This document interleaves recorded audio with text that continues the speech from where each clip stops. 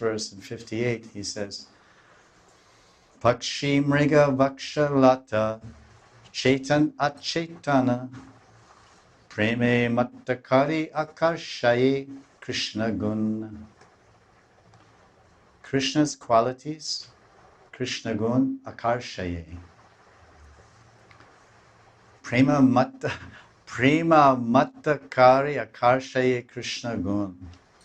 Krishna's qualities are such that akarshe, he completely attracts everything, and everything, living and non-living. Chetan, achetan. Chetan means with chitta, with consciousness, living spirit, conscious energy. Satchitanand. And achetan, of course, that's getting into some fine points of discussion here, but just for the record of the book, trees, etc. Not trees, but I mean stones and dust. But we know that the dust is conscious, everything is conscious, and Vrindavan, everything is Krishna conscious. Everything in Vrindavan is Krishna conscious, and everyone in Vrindavan is Krishna conscious, except one person. You. Or me. It's you and me. This is the mudra. This is the mudra for you and me. It's us. So you and me, and we're trying. We pray to be as Krishna conscious. Our only prayer is this: someday in some life, may I be as Krishna conscious as a particle of dust in Vrindavan. Why? Because the Rasik Janas tell us, Vrindavan mein kan kan bole Shri Radha Radha. Vrindavan mein kan kan bole Shri Radha Radha. Vrindavan Vihari Lal ki jai. That's a very good position. They're always chanting Shri Radha Radha. You're hearing about Krishna's qualities and his attraction?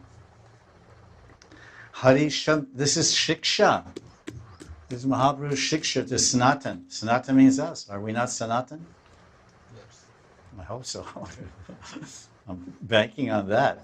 Because if I only have this one life, I'm not going to make it. This is Sanatan Dharma. This is for the Atma. So Sanatan Shiksha means all jivas. There's a specific jiva, Nityasiddha Jiva, Nityasiddha Parishad, and Sri Sanatan Das Goswami Prabhu. But the instructions to Sanatan are the instructions to us. The instructions to Uddhava are the instructions to us. And all these Gitas in the Bhagavatam are instructions for us. That's the end of those quotes. So this is a very beautiful section. Later in Chaitanya Charitamrita and Antya Lila, when Chaitanya Mahaprabhu, now he's totally, at this juncture, he's not teaching now, he's just realizing and tasting. There's a Rasa Swadan.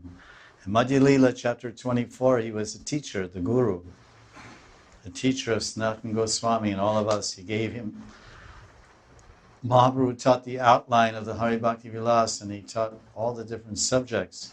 If you go through the Sanatana Shiksha especially, you'll find, if you study it, you'll see there's different sections where Lord Chaitanya is teaching Sanatana Sambandha Tattva, because it goes for several chapters, chapter 22, 1, maybe chapter 22, 3, 4 of Madhya Lila. So he's teaching Sambandha Videya Prayojan to Sanatana. So he talks, one group of verses, he'll be speaking about Krishna Tattva, then Jiva Tattva, then Bhagavat Tattva, and then Prema Tattva. And you can see all those different sections of verses which are so expertly describing. And this is only the outline. Chaitanya Mahaprabhu is giving the outline of these subjects and quoting supporting verses in Bengali and also Sanskrit shlokas.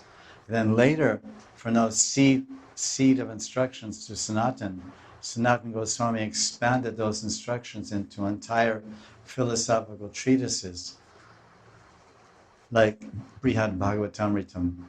So later, in Antya Lila, Chaitanya Mahaprabhu, he's teaching these verses and trying to point out, this is very important verse. That's why I said verses that are quoted once, twice, thrice, three times in Chaitanya Charitamrita are very significant Bhagavatam verses to study and very significant Gita verses to study and understand.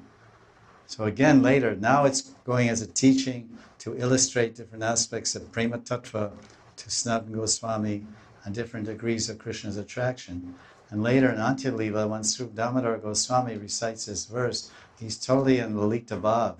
He's totally in Sakhi Bhav, nourishing his fellow Sakhi, Radharani, in the form of Mahaprabhu's Bhav. Mahaprabhu's relishing Radharani's Viraha and separation. So then to churn that Viraha and to churn that ocean of Viraha, when you churn the ocean of Viraha, then you bring out different forms.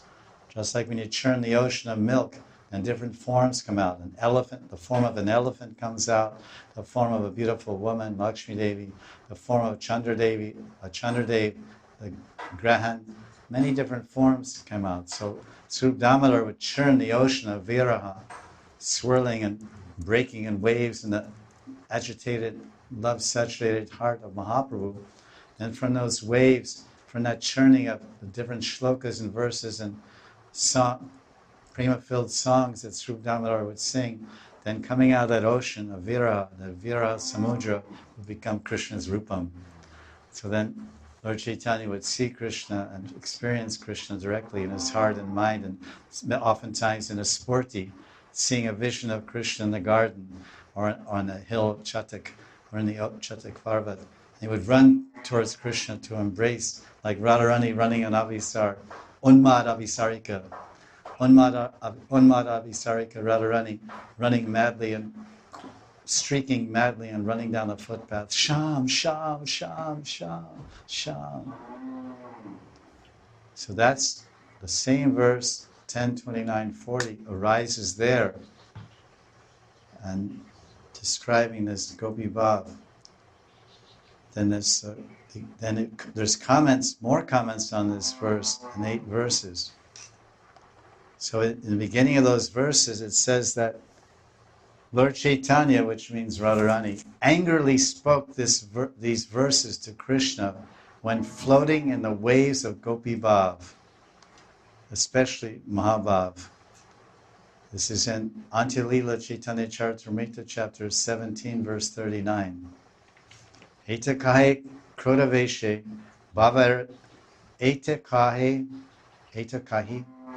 krodaveshe bhavera turange vase. That's pretty obvious. Krodavesh.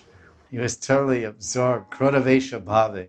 Krodavesh, entering into deep anger, and then floating in the waves of prem, in the waves of Mahabhav. Radharani's floating in the waves of Mahabhav, and then becomes very angry. This is one of the anubhavas, or you can say vyavachari bhavas, become angry. And then she starts speaking these verses. So we can read those verses from the Chaitanya Charitamrita.